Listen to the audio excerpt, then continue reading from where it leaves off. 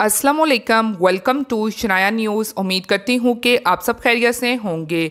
UK की अहम तरीन अपडेट्स लेके आप लोगों के लिए हाजिर हुए हैं। तो हमेशा की तरह रिक्वेस्ट यही है कि वीडियो को आखिर तक देखिएगा और वीडियो को शेयर कीजिए और लाइक कीजिए। तो शामिल करेंगे अपडेट्स को, जो कि इंग्लैंड बड़ा खतरा आ गया, कौन मुतासिर, अहम ऐलान जारी। इसके अलावा एक और अहम अपडेट को शेयर करेंगे, जो कि इंग्लैंड ट्रैवल सिस्टम ख़त्म हो रहा, मुसाफिरों के लिए 1 अक्टूबर से बड़ी खुशखबरी आ रही। तो चलिए टाइम को वेस्ट किए बगैर बढ़ते हैं आज की अहम तरीन अपडेट्स की जानिब। आज की पहली अपडेट को शामिल करेंगे, जो कि इंग्लैंड बड़ा खतरा आ गया, कौन मुतासिर, अहम ऐलान जारी। दुनिया भर में लाखों स्टूडेंट्स के स्कूल्स में वापस आने के बाद आलमी वबा कोरोना वायरस के घर में एक बार फिर तेज़ी आने का हादसा सर उठाने लगा है। हेड टीचर्स और वालिदैन की तरफ से इस अमर पर गहरी तफसीश का इजहार किया गया है कि बच्चों की बड़ी तादाद स्कूलों में वापसी पर सरकारी हदायत को नज़रअंदाज कर रही है, लिहाजा बच्चों को मास्क के इस्तेमाल की तरकीब देना होगी।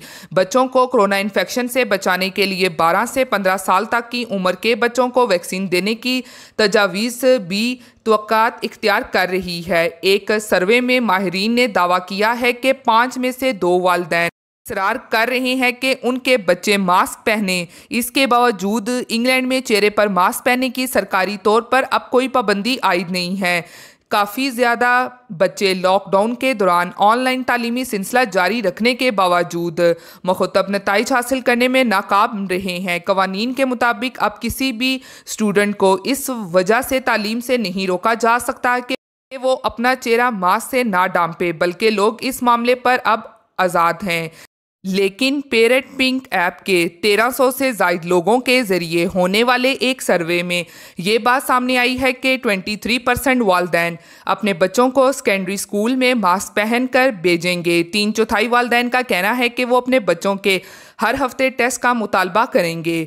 इसके अलावा मुख्तलिफ शहरों में स्कूल चलाने वाली स्टार एकेडमीज़ के चीफ एग्जीक्यूटिव ने कहा कि हम अमले और शागिर्दों को हौसला और इस अमर की तरकीब दे रहे हैं कि वो पुरहजूम इलाकों में या साइट पर जगहों पर चेहरे को डांपे। वालिदैन के सर्वे के दौरान मास्क के इस्तेमाल के बारे में मिले जुले ख्यालात सामने आए हैं। अब आने वाले वक्त में हो सकता है कि यूके हुकूमत की जानिब से स्कूलों में एक बार फिर से मास्क की पाबंदी को लागू कर दिया जाए और इस हवाले से जल्द ऐलान कर दिया जाएगा। इसी के साथ अब बढ़ते हैं अगली और अहम तरीन अपडेट की जानिब। ओके, इंग्लैंड ट्रैवल सिस्टम ख़त्म हो रहा, मुसाफिरों के लिए 1 अक्टूबर से बड़ी खुशखबरी आ रही।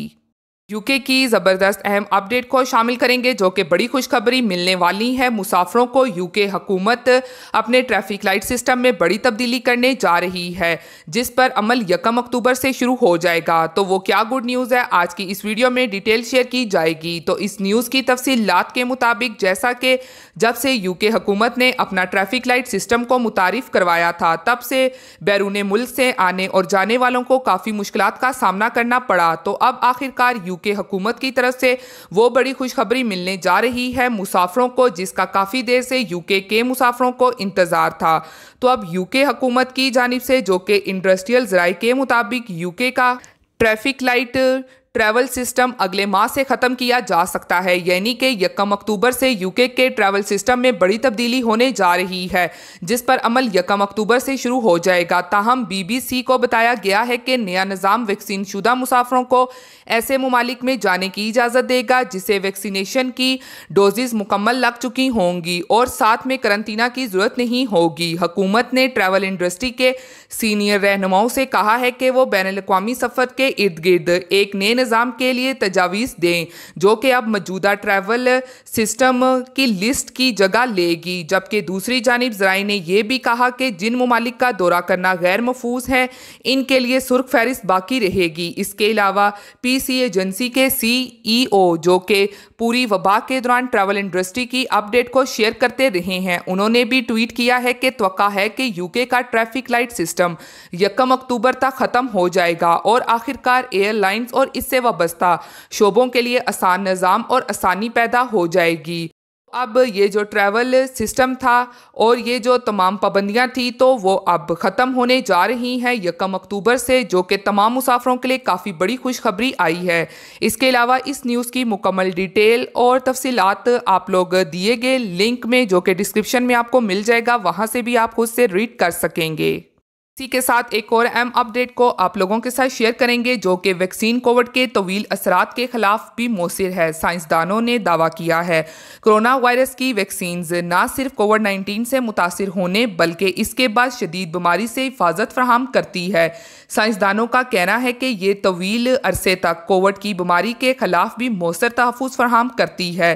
तवील लंबे अरसे तक कोविड में कोरोना वायरस की बीमारी की इलामात कई हफ्ते या कई महीनों तक जारी रहती है। बरतानिया के किंग कॉलेज लंदन में की रिसर्च के नताइज के बारे में साइंसदानों ने कहा है कि कोरोना वैक्सीन तवील अरसे तक कोविड से, जिसे लॉन्ग कोविड भी कहा जाता है, भी मौसर और तहफ़्फ़ुज़ फराहम करती है। लॉन्ग कोविड के बारे में सरकारी अदाद-ओ-शुमार मौजूद नहीं है, लेकिन इस बारे में ख्याल किया जाता है कि दुनिया भर में लाखों अफराद लॉन्ग कोविड से मुतासिर हुए हैं। इस बीमारी की इलामात में पट्ठों में दर्द, कमज़ोरी, सांस का फूलना और ज़हनी कमज़ोरी शामिल है, जो 4 हफ्तों से ज़ायद अरसे तक मौजूद रहती है। इसी के साथ एक और अहम अपडेट को शामिल करेंगे, जो कि बड़े यूरोपीय मुल्क को बड़ी डकैती ने हिला दिया, मुकाबला भी रायगा। जी हाँ, बड़े यूरोपीय मुल्क में बड़ी डकैती की वारदात हुई है, जिसने सबको हिला दिया है। पुलिस की नज़रों में आने और मुकाबले के बावजूद डकैती करने वालों की अक्सरियत माल समेत फरार होने में कामयाब हो गई। पुलिस ने तलाश के लिए तमाम वसाइल का इस्तेमाल शुरू कर दिया।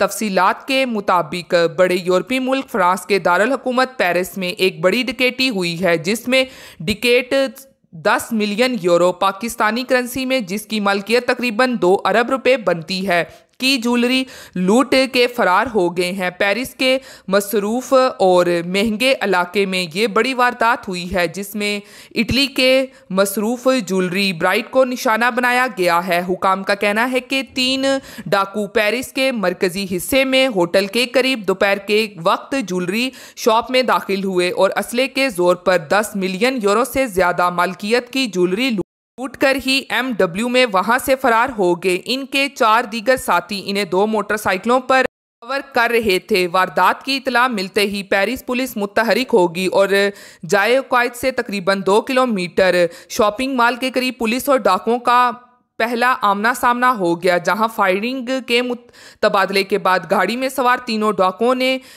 BMW एक जगह छोड़कर फरार होने की कोशिश की। इनमें से एक को पुलिस ने टांग में गोली मारकर पकड़ लिया। जबकि तो ये थी आज की अहम तरीन अपडेट्स जो आप लोगों के साथ शेयर की गई हैं। उम्मीद करती हूँ कि आपको पसंद आई होंगी। इसी के साथ फिर मिलती हूँ किसी लेटेस्ट अपडेट में। तब तक आप सब अपना बहुत ख्याल रखिएगा। Thank you. खुदा हाफिज़।